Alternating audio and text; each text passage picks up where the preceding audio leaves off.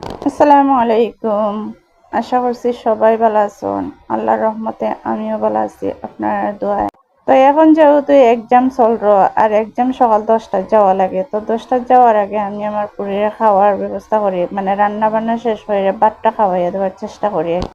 আমি জানি না কার কাছে কিরকম মনে হয়, আমার কাছে মনে হয় বাটটা যদি খাইয়া যায় না নি তাহলে মাথাটা ঠান্ডা থাকবো, পরীক্ষাটা শান্তি মতো দিতে পারবো। ওটা লাগে আমি তাড়াহুড়া হইয়া সকালে রান্না করি। সব তার আগে নানি পেট পেট যদি শান্তি থাকে নানি তাহলে দুনিয়ার সবটা শান্তি। আমরা যতই ডায়েট করি আর যতই আনা খাইয়া থাকি না কেন, আমার মনে হয় পেট শান্তি তো দুনিয়া শান্তি। কথা লাগে আমি সকালে চেষ্টা করি বাটটা খাওয়াইয়া দেওয়া লাগে আর সকাল উঠিয়ে রান্না বান্না করি। তো এখন আমি রান্না করলাম রাসো মাছ দিয়ে সাতকরা। আর সাতকরা তো আমরা সিলেটের খুব প্রিয় একটা তরকারি, তো আমার প্রিয় পছন্দ করে, আম্মায় খুব পছন্দ করেন সাতকরা তরকারি। সাতকরা তো কষানি হয়ে গেছে আর হালকা কিছু বাকি রয়েছে, এর উপরে দিলাইলাম আমি মাছ, কারণ মাছটাও কষানি হয়ে যাব। পরে রান্না বান্না করিয়া আমি তাইকে খাওয়াইয়া বিদায় করলাম। এখন আমি লাগিয়েছি আমার খাত।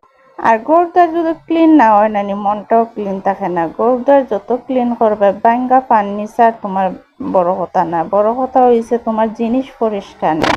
তো আমার কথা হয়েছে গিয়া আমার গরু ফার্নিচার বাঙ্গা থাকুক টুটা থাকুক চেঁচাতা থাকুক পরিষ্কার থাকতে হইব। তো আমি প্রতিদিনই পরিষ্কার আম্মাই করে বাসা সারি দিতাম, তো আমি অত ক্লিন বিলিন করি এখানে। আচ্ছা কোন তো একদিন ক্লিন না কইরা কিতা থাকা যাইব নি, আমি পারতাম না যে চাই পারো আর না পারো। আর এই পরিষ্কার করার লাগে আমার যে কত ধরনের কত কথা শোনা লাগে, আমার হাজবেন্ডের গোস্তন, আম্মার গোস্তন, বাইতারার গোস্তন, আর আমার মেয়ে তো বাদই দিলাম, সবাই আমার কথা শোনাইতে ছাড়ে না আমি এত গোসা মাজা কেনে করি। আসলে আমি গোসা মাজা ছাড়া থাকতেই পারি। আমার মনে হয় আমার জিনিসগুলো ছিঁড়ে যাক ফাটি যাক যেসা নষ্ট হয়ে যাক, কিন্তু পরিষ্কার থাকতে হইব। পরিষ্কার না হইলে নানি আমার ভালোই লাগে না। তো প্রতিদিনে বিয়ে করে এগুলো পরিষ্কার করতে, টাইলস বসাইতে, রুমগুলো পরিষ্কার করতে, ওগুলো করতে করতেই আমার সারাটা দিন যায়। এমনকি আমি ভিডিওটা পর্যন্ত করতে পারি না শুধুমাত্র খামের লাগে। কি পরিমাণে খামলো মানুষ আমি বুঝতে পারি। আর তারারও কথা শুনানির কারণ আছে, যেহেতু আমার হাতের সমস্যা, পাওয়ার সমস্যা, অত অল্প বয়সে সব সমস্যা লইয়া আমি আজির।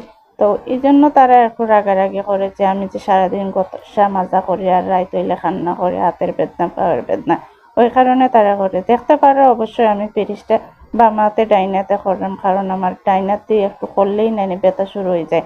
কালকে টাইলসগুলো গোসাইছিলাম, গোসানির পরে সারা রাত তো ঘুমাইতে পারছি না কান্না করতে করতে।